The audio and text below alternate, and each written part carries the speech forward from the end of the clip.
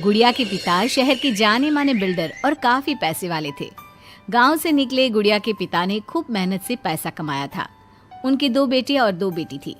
बड़ी की शादी उन्होंने खूब बड़े परिवार में की थी। देखना गुड़िया की माँ, गुड़िया की शादी मैं ऐसे घर में करूंगा कि लोग कहेंगे वाह वाह, तिवारी जी ने तो अपनी बेटी के लिए महलों का राजकुमार ढूंढा।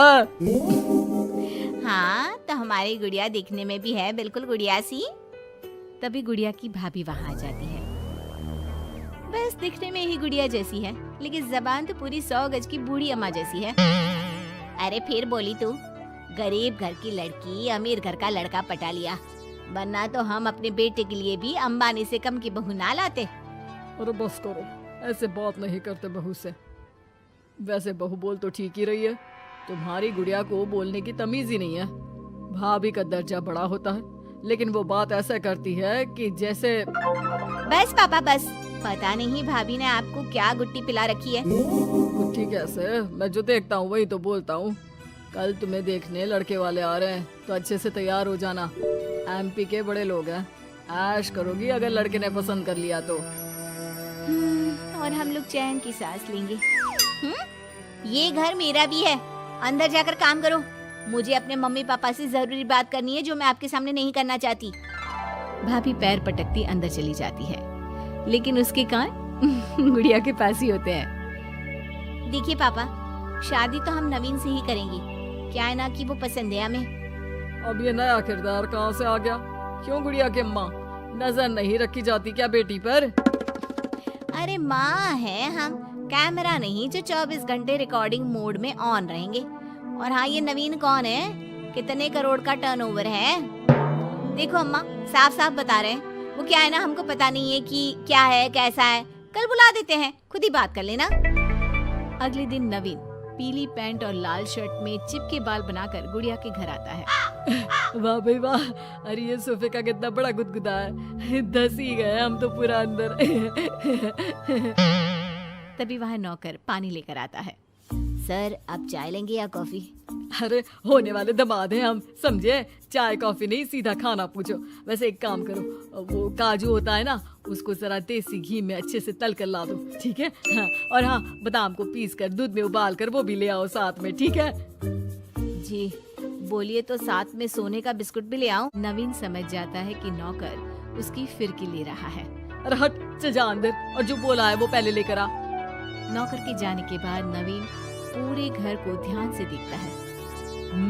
सोने का बिस्किट भी हम लेंगे, लेकिन वो भी सोने की ईंट के साथ। तभी गुड़िया के पापा आ जाते हैं। तो तुम हो नवीन, क्या करते हो वैसे?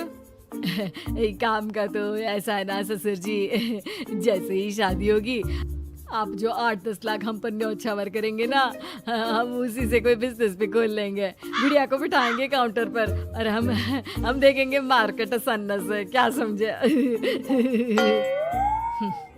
बड़ा लोकल हो तुम, ये बोली कैसी बोल रहे हो? अरे पापा कुछ नहीं, मजाक कर रहा है। ये इंग्लिश इतनी अच्छी बोलता है कि समझो अंग्रेज भी शर्मा जाए। आपका टेस्ट ले रहा है पापा? ना ना, मैं फेल भी हो जाऊं इस टेस्ट में तो कोई प्रॉब्लम नहीं है, लेकिन इस लड़के से तेरी शादी कतई नहीं होने दूंगा। टक से बोलता है ये बुड्ढा तो, टक से। सुन, भाग कर शादी कर लेंगे तो क्या कर लेंगे? अच्छा रुको ना, मैं जल्दी से 2 कपड़े बांध कर ले आती हूँ। हाँ, और वो माँ के गहने भी। कौन से वाले, हीरे वाले या सोने वाले?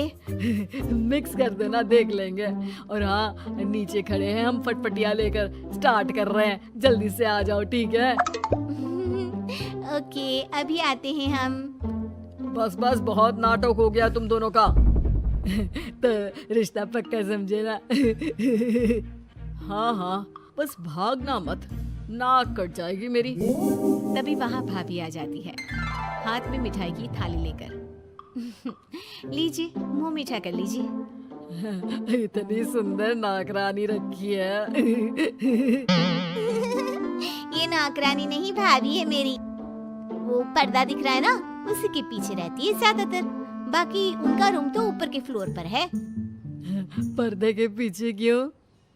अरे वहाँ से इनका अपना ब्रॉडकास्ट चैनल चलता है ना, कौन आया कौन गया, किसने क्या बात की, इसकी सारी रिपोर्टिंग पूरे दिन करके रात में ये हमारे घर का बुलेटिन टेलीकास्ट करती है। तुम्हारा हो गया क्या? तो ये लो मिठाई खा लो। खैर, गुड़िया की शादी हो जाती है नवीन से। शादी के बाद गुड़िया नवीन के घर आती है।